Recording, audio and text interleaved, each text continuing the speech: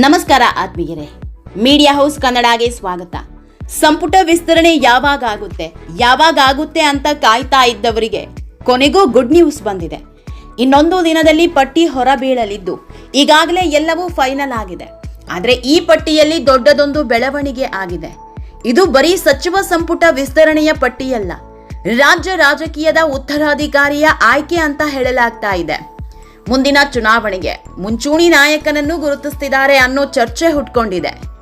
ಅಂದ್ರೆ ಸಂಪುಟ ವಿಸ್ತರಣೆಯ ಜೊತೆಗೆ ಭವಿಷ್ಯದ ಮುಖ್ಯಮಂತ್ರಿ ಅಭ್ಯರ್ಥಿಯನ್ನು ರೆಡಿ ಮಾಡಿದ್ದಾರಂತೆ. ಇದೆಲ್ಲದರ ಬಗ್ಗೆ ಇವತ್ತಿನ ವಿಡಿಯೋದಲ್ಲಿ ಹೇಳ್ತಾ ಹೋಗ್ತೀವಿ. ಅದಕ್ಕೂ ಮೊದಲು ನೀವಿನ್ನೂ ನಮ್ಮ ಚಾನೆಲ್ನ ಸಬ್ಸ್ಕ್ರೈಬ್ ಮಾಡಿಲ್ಲ ಅಂದ್ರೆ ಮಿಸ್ ಮಾಡಬೇಡಿ, ಈಗಲೇ ಸಬ್ಸ್ಕ್ರೈಬ್ ಮಾಡಿ. ಈ ವಿಡಿಯೋನ ಕೊನೆವರೆಗೂ ನೋಡಿ, ನಿಮ್ಮ ಅನಿಸಿಕೆಗಳನ್ನ ಕಾಮೆಂಟ್ ಮಾಡಿ. ಆತ್ಮೀಯರೇ, ಸಚಿವ ಸಂಪುಟ ಸರ್ಕಸ್ ಶುರುವಾಗಿ 2 ತಿಂಗಳೇ ಆಗೋಯ್ತು. ಈ 2 ತಿಂಗಳಲ್ಲಿ ಬರೋಬ್ಬರಿ 3 ಬಾರಿ ರಾಜ್ಯ ನಾಯಕರು ದೆಹಲಿಗೆ ಹೋಗಿ ಬಂದಿದ್ದಾರೆ. ಅದರಲ್ಲೂ ಮೊನ್ನೆಯಂತೂ 4 ದಿನ ದಿಲ್ಲಿಯಲ್ಲೇ ಠಿಕಾಣಿ ಹೂಡಿದ್ರು. ಆದರೂ ಕೂಡ ಸರಿಯಾದ ಸಮಯ ಸಿಗಲೇ ಇಲ್ಲ. ದಿಲ್ಲಿ ನಾಯಕರು ಮೇಲಿಂದ ಮೇಲೆ ಕೂತು ಮಾತನಾಡುವ ಕೆಲಸಕ್ಕೆ ಕೈ ಹಾಕಲಿಲ್ಲ. ನಾವೇ ಪಟ್ಟಿ ರೆಡಿ ಮಾಡಿ ಕಳಿಸ್ತೀವಿ ಅಂತ ರಾಜ್ಯ ನಾಯಕರನ್ನ ಕಳಿಸಿಕೊಟ್ಟಿದ್ರು. ಇದೀಗ ತಾವೇ ಪಟ್ಟಿಯೊಂದನ್ನ ಫೈನಲ್ ಮಾಡಿದ್ದು, ಅದರ ಜೊತೆಗೆ 2 ಅಚ್ಚರಿಯ ಹೆಸರುಗಳನ್ನ ಸೇರ್ಪಡೆ ಮಾಡಿದ್ದಾರೆ. ಅದೇ ಇನ್ನಿಬ್ಬರು ಡಿಸಿಎಂಗಳು. 20 ಜನ ಸಚಿವರ ಜೊತೆಗೆ ಇನ್ನಿಬ್ಬರು ಡಿಸಿಎಂಗಳು ಡಿಕೆಶಿ ಸರ್ಕಾರಕ್ಕೆ ಆಡ್ ಆನ್ ಆಗಲಿದ್ದಾರೆ. ಅಲ್ಲಿಗೆ ಸಿಎಂ ಸೇರಿ 33 ಸಚಿವರು ಹಾಗೂ 3 ಡಿಸಿಎಂಗಳು ಡಿಕೆಶಿ ಸರ್ಕಾರದಲ್ಲಿರಲಿದ್ದಾರೆ. ಈಗಾಗಲೇ ಡಿಸಿಎಂ ಆಗಿ ಪರಮೇಶ್ವರ್ ಅಧಿಕಾರ ಸ್ವೀಕರಿಸಿ ಆಗಿದೆ. ಡಿಕೆಶಿ ಸಿಎಂ ಆಗಿ ಪಟ್ಟಕ್ಕೇರಿದ ದಿನವೇ ಪರಮೇಶ್ವರ್ ಕೂಡ ಡಿಸಿಎಂ ಸ್ಥಾನ ಅಲಂಕರಿಸಿದ್ರು. ಇದೀಗ ಇನ್ನಿಬ್ಬರು ಈ ಸ್ಥಾನಕ್ಕೇರಲಿದ್ದಾರೆ. ಅವರು ಯಾರು ಅನ್ನೋದು ವಾರದ ಹಿಂದೆಯೇ ಸುದ್ದಿಯಾಗಿತ್ತು. ನಾವು ಕೂಡ ನಮ್ಮ ಚಾನೆಲ್ನಲ್ಲಿ ಸುದ್ದಿ ಮಾಡಿದ್ವಿ. ಒಂದು ಸತೀಶ್ ಜಾರಕಿಹೊಳಿ, ಇನ್ನೊಂದು ಎಂಬಿ ಪಾಟೀಲ್. ಈ 2 ನಾಯಕರ ಆಯ್ಕೆಯ ಹಿಂದೆ ದಿಲ್ಲಿ ನಾಯಕರ ರಣತಂತ್ರ ಅಡಗಿದೆ ಅಂತ ಹೇಳಲಾಗ್ತಾ ಇದೆ. ಜೊತೆಗೆ ಸಿದ್ದರಾಮಯ್ಯ ಭವಿಷ್ಯದ ಕನಸು ಈ ಡಿಸಿಎಂ ಪಟ್ಟದಲ್ಲಿ ಅಡಗಿದೆ ಅನ್ನೋ ಚರ್ಚೆಯೂ ಹುಟ್ಕೊಂಡಿದೆ. ಆತ್ಮೀಯರೇ, ಕಾಂಗ್ರೆಸ್ ಸರ್ಕಾರದಲ್ಲಿ ಇನ್ನಿಬ್ಬರು ಡಿಸಿಎಂ ಸೃಷ್ಟಿ ಅನ್ನೋದನ್ನ ಯಾರೂ ಊಹೆ ಮಾಡಿರಲಿಲ್ಲ. ಕಾಂಗ್ರೆಸ್ನಲ್ಲಿದ್ದವರಿಗೆ ಈ ಬಗ್ಗೆ ಐಡಿಯಾ ಇರಲಿಲ್ಲ. ಯಾಕಂದ್ರೆ ಪರಮೇಶ್ವರ್ ಒಬ್ಬರೇ ಡಿಸಿಎಂ ಆಗಿರ್ತಾರೆ ಅನ್ನೋ ಮಾತು ಮೊದಲ ದಿನದಿಂದಲೂ ಕೇಳಿ ಬಂದಿದ್ವು. ಆದ್ರೀಗ ದಿಢೀರ್ ನಿರ್ಧಾರ ಬದಲಿಸಿದ್ದಾರೆ. ಪರಂ ಜೊತೆಗೆ ಇನ್ನಿಬ್ಬರು ನಾಯಕರಿಗೆ ಮಹತ್ವದ ಮಣೆ ಹಾಕಿದ್ದಾರೆ.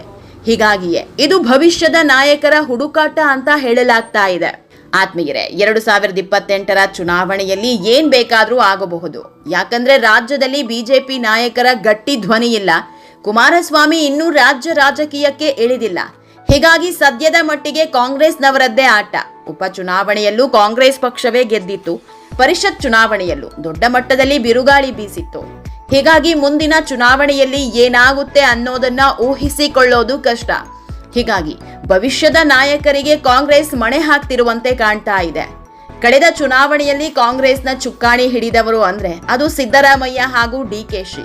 ಆದ್ರೆ ಈ ಬಾರಿ ಸಿದ್ದರಾಮಯ್ಯ ತೆರೆಮರೆಗೆ ಸರಿದಾಗಿದೆ. ಸಿದ್ದು ನೇತೃತ್ವದಲ್ಲೇ ಚುನಾವಣೆ ನಡೆದ್ರೂ ಕೂಡ ಮತ್ತೆ ಸಿಎಂ ಆಗಲ್ಲ, ಅಧಿಕಾರದ ಮೇಲೆ ಕೂರಲ್ಲ. ಹೀಗಾಗಿ ಡಿಕೆಶಿ ಒಬ್ಬರೇ ದಂಡ ನಾಯಕನಂತೆ ಮುಂದೆ ನಿಲ್ಲಬೇಕಾಗುತ್ತೆ. ಹೀಗಾಗಿಯೇ ಭವಿಷ್ಯದ ನಾಯಕರನ್ನ ಹುಟ್ಟು ಹಾಕೋದಕ್ಕೆ ದಿಲ್ಲಿ ಪಡೆ ಮನಸ್ಸು ಮಾಡಿದೆ. ಇದೇ ಕಾರಣಕ್ಕೆ ಅಹಿಂದ ವರ್ಗದ ಮತ ಗಳಿಸೋದಕ್ಕೆ ಸತೀಶ್ಗೆ ಮಣೆ ಹಾಕಿದ್ರೆ ಲಿಂಗಾಯತ ಸಮುದಾಯವನ್ನ ಸೆಳೆಯೋದಕ್ಕೆ ಎಂಬಿ ಪಾಟೀಲ್ಗೆ ಪಟ್ಟ ಕಟ್ಟಿದ್ದಾರೆ ಎನ್ನಲಾಗ್ತಾ ಇದೆ. ಆತ್ಮೀಯರೇ, ಸತೀಶ್ ಆಯ್ಕೆ ಹಿಂದೆ ಇದ್ದ ದೊಡ್ಡ ಕೈ ಯಾರದ್ದು ಅನ್ನೋದು ಗೊಂದಲವಾಗಿದೆ. ಒಂದು ಕಾಲದಲ್ಲಿ ಸಿದ್ದರಾಮಯ್ಯ ಪರಮಾಪ್ತ ಅನ್ನಿಸಿಕೊಂಡಿದ್ದ ಜಾರಕಿಹೊಳಿ ಈಗ ದೂರವಾಗಿದ್ದಾರೆ. ಮೊದಲಿನಂತ ಬಾಂಧವ್ಯ ಇಲ್ಲ. ಆದ್ರೂ ಕೂಡ ಡಿಕೆಶಿಗೆ ಸರಿಸಮನಾಗಿ ನಿಲ್ಲಿಸೋದಕ್ಕೆ ಸಿದ್ದರಾಮಯ್ಯ ಅವರೇ ಜಾರಕಿಹೊಳಿ ಬೆನ್ನಿಗೆ ನಿಂತಿದ್ದಾರೆ ಅಂತ ಹೇಳಲಾಗ್ತಾ ಇದೆ.